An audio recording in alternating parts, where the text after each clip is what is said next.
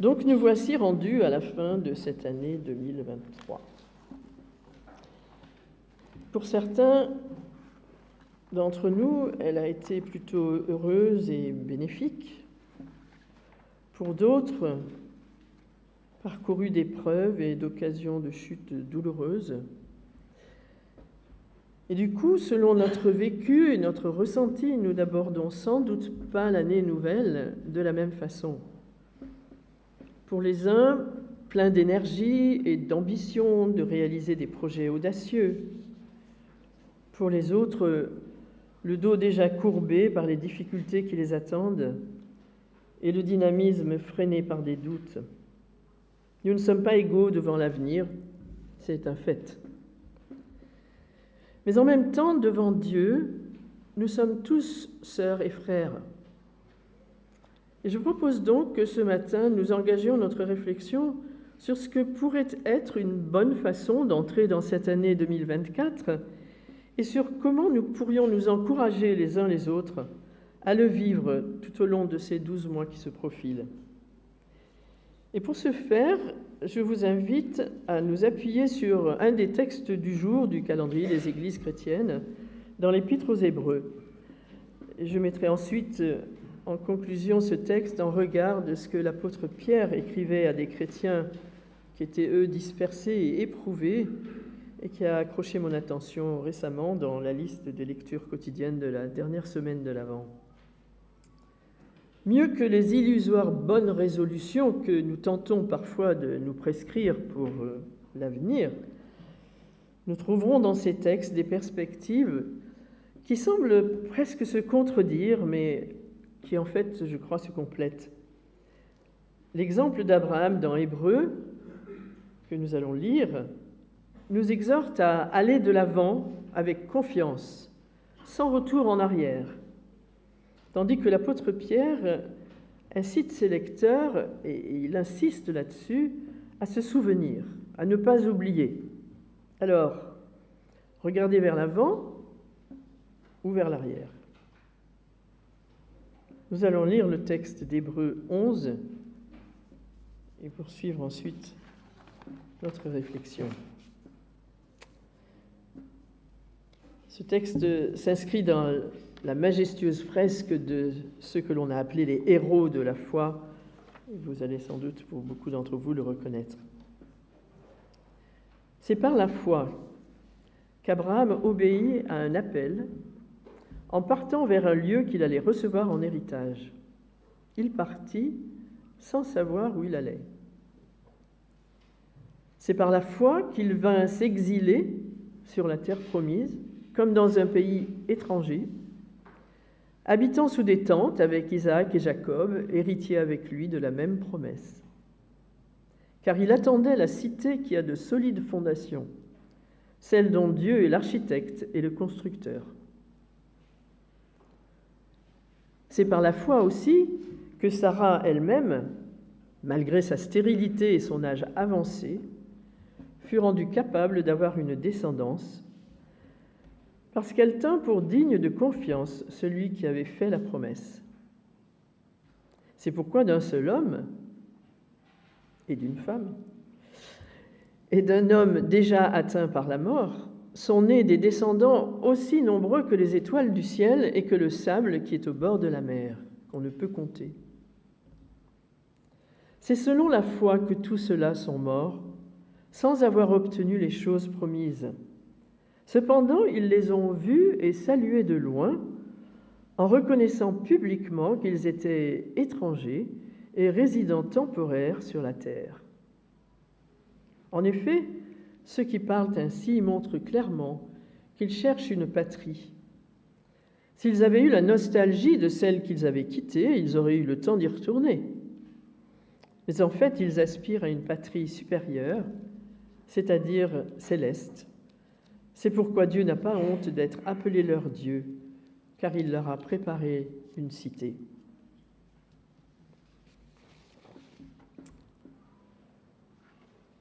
Alors, ces héros de la foi sont des personnages de l'Ancien Testament dont la vie illustre ce que signifie avoir foi en Dieu et qui nous sont donnés comme modèles, même s'ils ont vécu il y a très longtemps et dans des circonstances très différentes des nôtres. Abraham occupe une place importante dans cette liste. Son expérience peut nous parler aujourd'hui, car de même que nous nous trouvons au seuil d'une nouvelle année, il s'est trouvé, lui aussi, à plusieurs reprises, au seuil de situations dont il ne maîtrisait pas du tout les conditions. Mais il a osé faire un pas, puis un autre, et chemin faisant, sa foi est devenue la foi d'Abraham, le père des croyants, tel qu'il est mentionné dans le Nouveau Testament. Abraham a quitté la terre de ses ancêtres, appelé par Dieu à découvrir un pays qui serait son héritage. Mais il est parti sans savoir où il allait. Un sacré arrachement quand même. Il a parcouru plus de 1000 kilomètres, à pied bien sûr, avec comme seule boussole la parole de celui qui lui promettait cet héritage. Alors il faut dire que sa famille semblait arriver à un point d'essoufflement. Si vous lisez le chapitre de Genèse qui le concerne, vous le verrez, et que les perspectives étaient sans doute bien étriquées dans son pays natal d'Our de Chaldée. Partir était donc une ouverture à quelque chose de dynamisant. Il y a des gens, et vous en connaissez peut-être, qui sont prêts à toute nouvelle expérience, qui ne tiennent pas vraiment en place et ont besoin d'ouvrir toujours des nouveaux chemins. Mais la démarche d'Abraham ne répond pas seulement à un tempérament d'aventurier. Et c'est en cela qu'elle a quelque chose à nous dire à tous pour nous lancer dans 2024. Abraham obéit à l'appel de Dieu.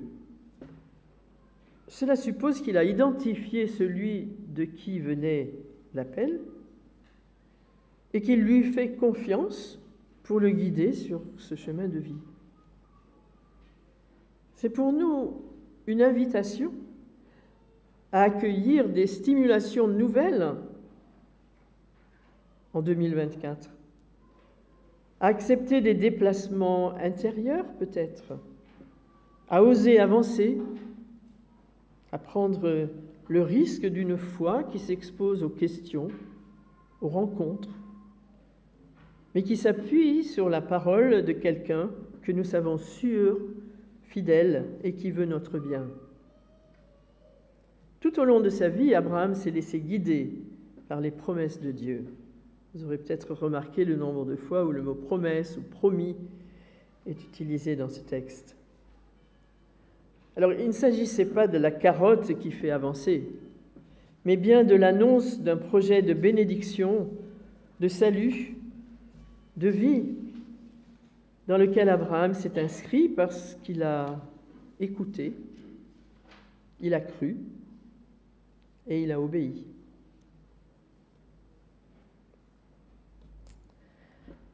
Notre texte poursuit au verset 9 avec une mention un peu étrange, mais intéressante, et qui reviendra d'ailleurs au verset 13. Abraham vécut comme un étranger dans le pays promis, enfin atteint. De fait, le pays était habité. Abraham y était plutôt un intrus. Vous voyez que la question du partage de la terre de Palestine ne date pas d'aujourd'hui. Mais il s'agissait du pays qui lui avait été promis. Il aurait pu avoir des velléités de s'installer, d'acquérir des biens, d'obtenir du pouvoir, d'y devenir le maître. Or, il y a vécu en nomade toute sa vie, et à la fin de sa vie, il ne possédait qu'un lopin de terre qu'il avait acheté un peu in extremis pour y enterrer sa femme, Sarah, et où il allait lui-même reposer à sa mort. L'auteur de l'Épître commente ce point au verset 10 et 13, le fait de se sentir étranger. Il nous dit qu'Abraham ne cherchait pas à s'attacher à ce qui était temporaire, nécessairement marqué par sa finitude humaine. Il se voyait de passage sur la terre.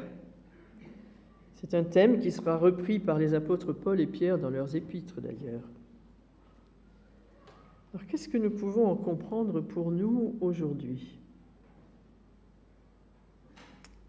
Un bon nombre parmi nous n'ont même pas besoin de changer quoi que ce soit pour se sentir étrangers.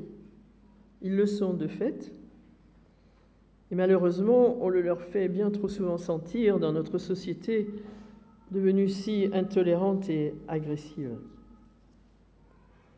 Mais il me semble que cette qualité pourrait, voire devrait, nous concerner tous et nous aider à mieux vivre la réalité de notre relation de foi avec Dieu. Nous nous savons destinés à plus que cette vie terrestre, que l'on peut goûter, certes, mais sans fermer les yeux sur ses limites, ses injustices, sa cruauté. Nous connaissons le plan d'amour de Dieu de rassembler son peuple en un royaume de justice et de paix. Et nous l'attendons avec espérance.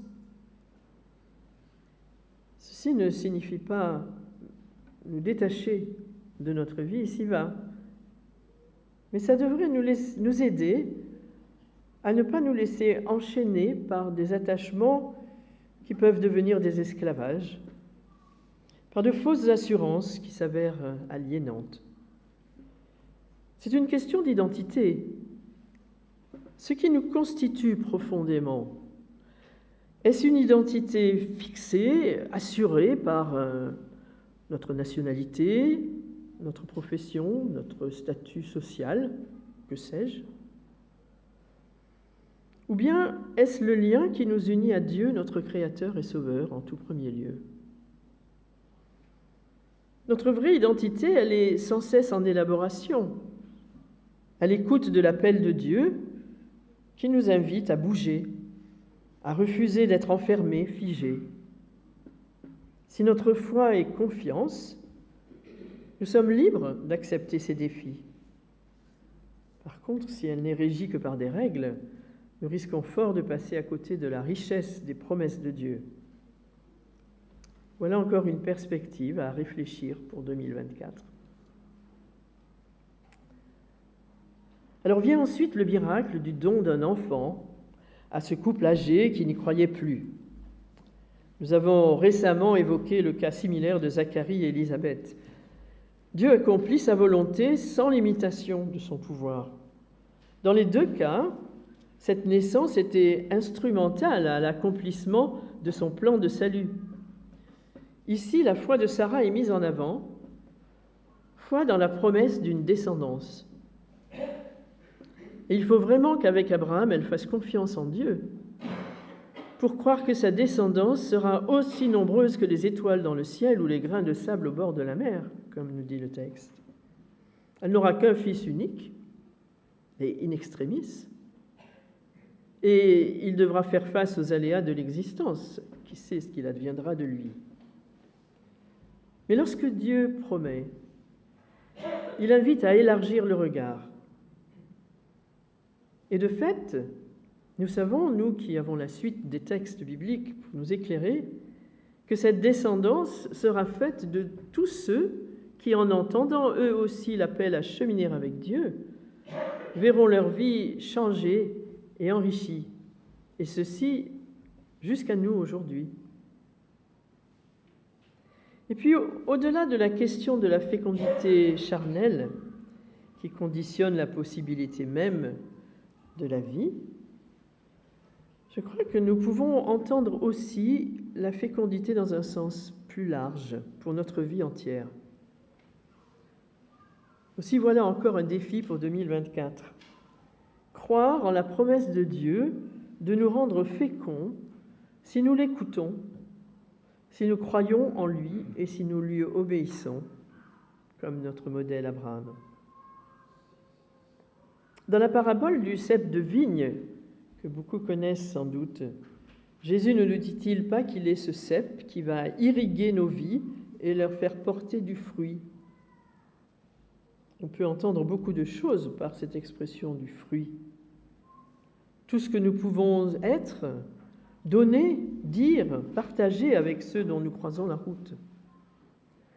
Belle invitation à nous ouvrir à l'œuvre de l'Esprit qui veut accomplir en nous la volonté du Père et nous rendre bénédiction pour ceux qui nous entourent. Ensuite, les versets 13 à 16 élargissent la perspective pour souligner un élément commun à tous ces héros de la foi. Ils attendaient, verset 10. Ils saluaient de loin, verset 13. Ils recherchaient, verset 14. Ils désiraient, verset 16. Tous ces verbes parlent d'une tension vers l'avant, vers quelque chose dont ils pressentaient que cela comblerait leurs aspirations profondes, que cela répondrait à leur insatisfaction du temps présent. Effectivement, ce qui affaiblit la foi, c'est de rester sur place.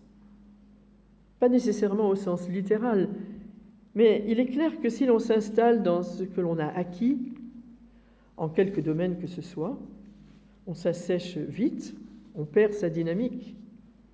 C'est vrai professionnellement, c'est vrai dans les relations qui ont besoin d'être cultivées pour rester vivantes, et c'est vrai aussi spirituellement. Gardons toujours la porte ouverte aux enseignements que le Seigneur a en réserve pour nous faire grandir dans une foi toujours plus solide et joyeuse. À l'orée de 2024, ne cherchons pas dans le passé des assurances pour l'avenir, mais sachons nous attendre à encore d'autres découvertes. Et c'est peut-être là que ce beau texte peut rencontrer ce que dit l'apôtre Pierre, comme je l'annonçais au début. Vous avez un très bref texte sur votre feuille, mais il résume un petit peu ce qui m'a fait accrocher sur cet enseignement de l'apôtre. Nous allons le lire dans un instant. Ce qu'attendaient ces personnages de la liste des héros de la foi, d'après l'auteur de l'Épître aux Hébreux, c'est ce que Dieu avait promis. C'est ce que la parole de Dieu leur faisait découvrir. Ils discernaient le projet de Dieu. Cela impliquait nécessairement leur engagement et les rendait capables de regarder la réalité avec le regard de Dieu. Or, ce qu'écrit Pierre de façon insistante, c'est qu'il est important de se souvenir, non pas du bon vieux temps où tout était tellement mieux, mais des paroles de Dieu, justement. Les 2 versets que je vais suggérer disent « Bien-aimés, c'est déjà la seconde lettre que je vous écris.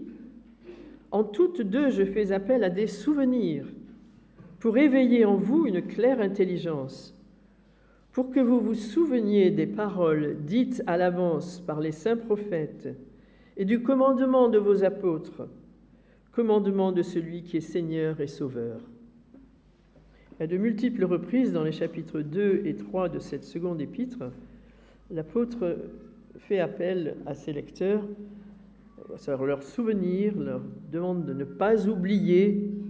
Et toujours, il s'agit de ne pas oublier les paroles de Dieu. Alors, en tenant ensemble le regard prophétique qui dirige vers l'avant et invite à marcher, et le regard de la mémoire qui confirme la fidélité de Dieu en se reposant sur les traces de sa présence, en particulier dans sa parole, nous aurons une orientation solide pour 2024 qui nous permettra d'aller de l'avant vers l'inconnu de demain, tout en étant profondément ancrés dans la vérité et l'amour du Seigneur Dieu que nous révèle sa parole. Et au passage, je vais juste un petit clin d'œil publicitaire pour inciter à une fidélité dans la lecture de cette parole. Vous avez à la sortie un petit guide qui, si comme moi vous êtes complètement indiscipliné, vous aide avec une liste texte par texte pour chaque jour, à continuer de puiser dans cette parole qui vous rendra solide pour aller de l'avant. Alors si je résume, accueillir l'inconnu auquel Dieu nous appelle, comme Abraham parti sans savoir où il allait. Rester libre d'attachements qui pourraient devenir des entraves pour pouvoir être fécond et accomplir la volonté de Dieu qui nous indiquera par son esprit.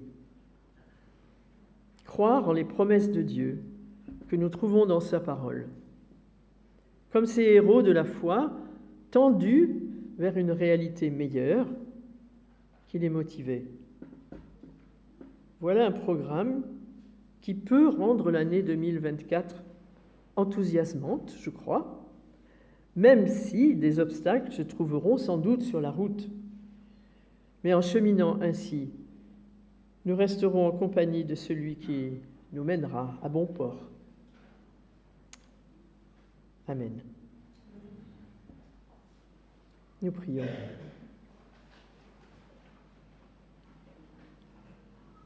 Il nous arrive souvent, Seigneur, de craindre que tu ne bouleverses nos plans, t'accueillir dans notre vie, nos pensées, notre cœur, c'est toujours nous laisser surprendre et rediriger par ta main. Alors aide-nous à nous laisser ainsi bousculer, à nous abandonner à toi et à te laisser nous instruire. Comme à Abraham, Seigneur, donne-nous de faire place à ton esprit, à toi, ô Jésus, pour que tu grandisses en nous et que nous diminuions. Qu'en notre cœur naisse la foi, l'espérance et l'amour, et qu'elle nous soit renouvelée chaque jour. Amen.